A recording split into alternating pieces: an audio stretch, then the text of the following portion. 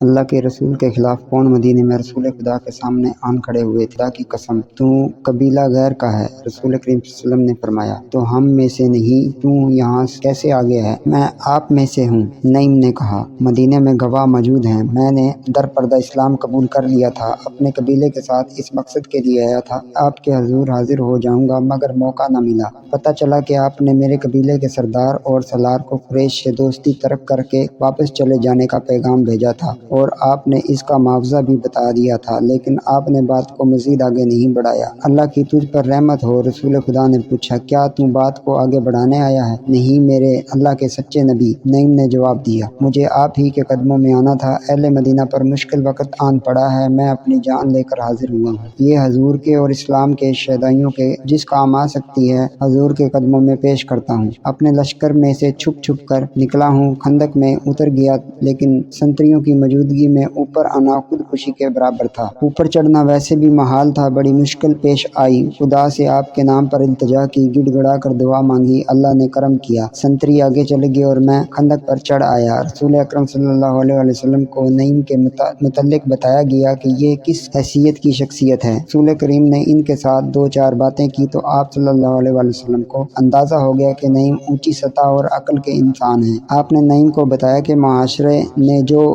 حالات پیدا کر دیے ہیں، اس سے نکلنے کے لیے ضروری ہو گیا کہ قریش کے قبیلے میں جو مختلف قبائل شامل ہیں، انہیں قریش سے بدظن کیا جائے۔ اس کا طریقہ یہ ہے کہ دو تین قبائل کے ساتھ خفیہ معاہدے کر لیے جائیں، یا رسول کریم صلی اللہ علیہ وسلم نے فرمایا کہ اگر میں یہ کام اپنے طریقے سے کر دوں تو کیا حضور مجھ پر اعتماد کریں گے؟ تجھ پر اللہ کی رحمت ہو نعیم رضی اللہ تعالیٰ عنہ۔ رسول اکرم صلی اللہ علیہ وسلم نے فرمایا میں تجھے اور تیرے نیک ارادوں کو اللہ کے سپرد کرتا ہوں، میں واپس اپنے قبیلے میں چلا جاؤں گا۔ نعیم نے کہا لیکن یہ نہیں بتاؤں گا کہ میں مدینے سے آیا ہوں، یہاں سے میں کعب بن اسد کے پاس جا رہا ہوں، میرے اللہ کے رسول میری کامیابی کے لیے دعا فرمائے۔ مدینے میں رات کو پہرے بڑے سخت تھے، پیچھے کی طرف خندق نہیں تھی، ادھر پہاڑیوں نے قدرتی دفاع مہیا کر رکھا تھا، ادھر پہرے داروں اور سنتریوں کی تعداد زیادہ رکھی گئی تھی، اور شہر کے کسی آدمی کا بھی ادھر جانا بڑا مشکل تھا۔ رسول اکرم صلی اللہ علیہ وسلم نے نعیم کے ساتھ اپنا ایک آدمی بھیج دیا تھا تاکہ کوئی سنتری اسے روک نہ لے۔ یہ آدمی نعیم کو مدینے سے باہر تک چھوڑ کر واپس آ گیا۔ رات کا پچھلا پہر تھا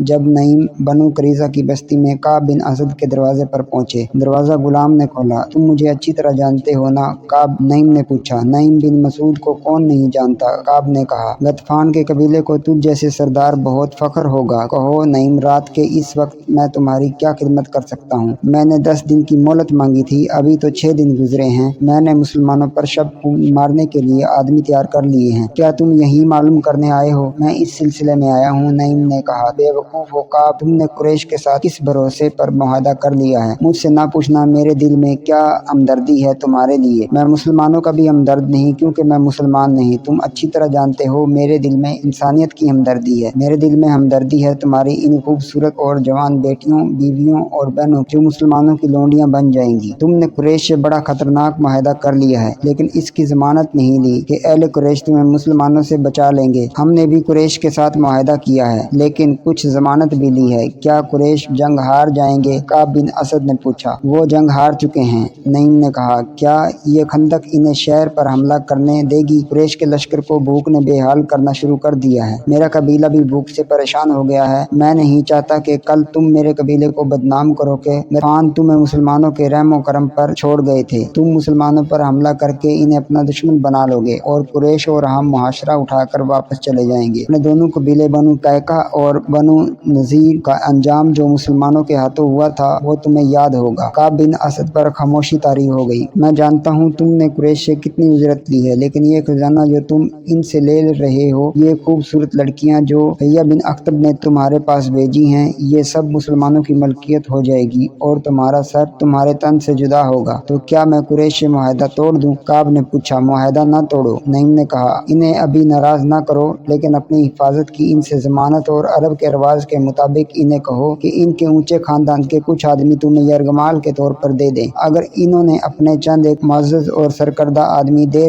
دیے تو یہ ثبوت ہوگا کہ وہ معاہدے میں مخلص ہیں۔ ہاں نعیم، کعب بن اسد نے کہا، میں ان سے یرغمال میں آدمی مانگوں گا۔ نعیم بن مسعود رات کے وقت پہاڑیوں میں چلے جا رہے، ان کی منزل قریش کی خیمہ گاہ تھی جو کئی میل دور تھی، سیدھا راستہ چھوٹا تھا لیکن رستے میں خندق تھی جو بڑی دور کا چکر کاٹ کر جا جا رہے تھے۔ وہ گزشتہ رات سے مسلسل چل رہے تھے مگر چھپ چھپ کر۔ چلنے اور عام سفر میں بہت فرق ہوتا ہے۔ نعیم جب ابو سفیان کے پاس پہنچے تو ایک اور رات شروع ہو چکی تھی۔ اس وقت ان کی ہڈیاں بھی درد کر رہی تھی اور ان کی زبان سوکھ گئی تھی۔ ایک ہی بار بے شمار پانی پی کر وہ بولنے کے قابل ہوئے۔ ابو سفیان نعیم کی دانشمندی اور تدبیر سے متاثر تھا۔ تمہاری حالت بتا رہی ہے کہ تم اپنے لشکر میں نہیں آئے۔ ابو سفیان نے نعیم سے پوچھا، کہاں سے آ رہے ہو؟ بہت دور سے، نعیم بن مسعود نے جواب دیا۔ جاسوسی کی ایک مہم سے آ رہا ہوں۔ تم لوگ بنی قریظہ کے ساتھ معاہدہ کر آئے ہو، کیا بھول گئے تھے کہ یہودیوں کو ہمارے ساتھ جو دلچسپی ہے وہ صرف اس لیے ہے کہ وہ اسلام کو ہمارے ہاتھوں یہیں پر ختم کرا دینا چاہتے ہیں۔ میں بنو قریظہ کے 2 دوستوں سے مل کر آیا ہوں اور مجھے مدینے کا بھی ایک پرانا دوست مل گیا تھا۔ مجھے پتہ چلا ہے کہ کعب بن اسد نے محمد کا ساتھ نہیں چھوڑا، بلکہ کعب نے مسلمانوں کو خوش کرنے کا ایک نیا طریقہ سوچا ہے۔ تم نے اسے کہا کہ وہ مدینے میں مسلمانوں پر حملہ کر دے۔ وہ اب تم سے قریش کے سرکردہ خاندانوں کے چند افراد یرغمال میں ضمانت کے طور پر رکھنے کے لیے مانگے گا، مگر انہیں وہ مسلمانوں کے حوالے کر دے گا اور مسلمان ان افراد کو قتل کر دیں گے۔ پھر یہودی مسلمانوں کے ساتھ مل جائیں گے اور دونوں ہم پر حملہ کر دیں گے۔ میں تمہیں خبردار کرنے آیا ہوں کہ یہودیوں کو یرغمال میں اپنا ایک آدمی بھی نہ دینا۔ خدا کی قسم، نعیم ابو سفیان نے کہا، اگر تمہاری یہ بات سچ نکلی تو میں بنو قریظہ کی بستیاں اجاڑ دوں گا۔ کعب بن اسد کی لاش کو میں اپنے گھوڑے کی پیچھے باندھ کر گھسیٹتا ہوا مکے لے جاؤں گا۔ اس نے کہا، سوچ کر ہمیں دھوکہ دینے کی کوشش کی ہے۔ اس کی سوچ پر بھی آپ نے شراب اور حسین لڑکیوں کا تلشم طاری کر دیا ہے۔ نعیم بن مسعود نے کہا، کیا شراب اور عورتیں کسی کے دل میں خلوص اور دیانتداری رہنے دیتی ہے؟ اسے شراب اور عورتیں کس نے دی ہے؟ ابو سفیان نے کہا، کیا بدبخت کعب اتنی سی بات نہیں سمجھ سکا کہ میں نے اس کے ساتھ جو معاہدہ کیا ہے میں اس کی قوم اور اس کے مذہب کا تحفظ ہے۔ اگر محمد کا مذہب اسی طرح پھیلتا گیا تو یہودیت ختم ہو جائے گی۔ تم یہودیوں کو ابھی تک نہیں سمجھ سکے۔ نعیم نے کہا، وہ اپنے دشمن پر بھی ظاہر نہیں ہونے دیتے کہ وہ اس کے دشمن ہیں۔ حیہ بن اخطب بھی یہودی ہے۔ اس نے تمہاری طرف سے کعب کو شراب کا نصف مٹکا اور 2 نہایت حسین لڑکیاں دی ہیں۔ میں جب کعب سے ملا تو وہ شراب میں بدمست تھا اور دونوں لڑکیاں نیم برہنہ حالت میں اس کے پاس موجود تھی۔ اس نے بدمستی کے عالم میں مجھے کہا کہ وہ اہل قریش کو انگلیوں پر نچا رہا ہے۔ نعیم ابو سفیان نے تلوار کے دستے پر ہاتھ مار کر کہا، میں مدینے سے محاصرہ اٹھا کر بنو قریظہ کی نسل ختم کر دوں گا۔ اس کی یہ جرأت کہ قبیلہ قریش کے سرکردہ چند افراد کو ضمانت کے طور پر یرغمال بنا کر رکھنا چاہتا ہے۔ تمہیں اتنی نہیں بھڑکنا چاہیے۔ ابو سفیان، نعیم نے کہا، ٹھنڈے دل سے سوچو اور فیصلہ کر لو کہ کعب کو تم ایک بھی آدمی یرغمال نہیں دو گے۔ میں فیصلہ کر چکا ہوں۔ ابو سفیان نے کہا، کیا تم اہل مدینہ کی کوئی خبر دے سکتے ہو؟ وہ کس حال میں ہیں؟ وہ کب تک بھوک برداشت کریں گے؟ نعیم رضی اللہ تعالیٰ عنہ کو ابو سفیان کے پاؤں اکھاڑنے کا موقع مل گیا۔ میں حیران ہوں ابو سفیان، نعیم نے کہا، کہ اہل مدینہ خوش اور مطمئن ہیں۔ وہاں بھوک کے کوئی آثار نہیں۔ خوراک کی کمی ضرور ہے لیکن اہل مدینہ کا جوش اور جذبہ ایسا ہے جیسے انہیں خوراک کی ضرورت ہی نہیں۔ کا مطلب یہ ہوا کہ ہمارے معاشرے کا ان پر کوئی اثر نہیں ہوا؟ ابو سفیان نے کہا، بالکل نہیں۔ نعیم بن مسعود نے کہا، ان پر معاشرے کا یہ اثر ہے کہ وہ جوش و خروش سے ٹوٹے جا رہے ہیں۔ ہمارے یہودی جاسوس ہمیں بتا رہے ہیں کہ مدینے میں خوراک تقریباً ختم ہوتی ہے۔ ابو سفیان ذرا پریشان ہو کر کہا، وہ جھوٹ بولتے ہیں۔ نعیم نے اسے اور زیادہ پریشان کرنے کے لیے کہا، میں تمہیں پھر کہتا ہوں کہ یہودیوں پر بھروسہ نہ کرنا۔ یہ بتا کہ مسلمانوں کی حالت اچھی ہے، وہ کتنا چاہ رہے ہیں کہ مسلمانوں کو کمزور سمجھ کر کہیں سے خندق عبور کر لو اور مدینے پر حملہ کر دو۔ وہ اہل قریش اور میرے قبیلے غطفان کو مسلمانوں کے ہاتھوں تباہ کرانا چاہتے ہیں۔ میں ان کی نیت معلوم کرتا ہوں۔ ابو سفیان نے اپنے غلام کو آواز دی، اکرمہ اور خالد کو بلاؤ۔ ابو سفیان نے غلام سے کہا،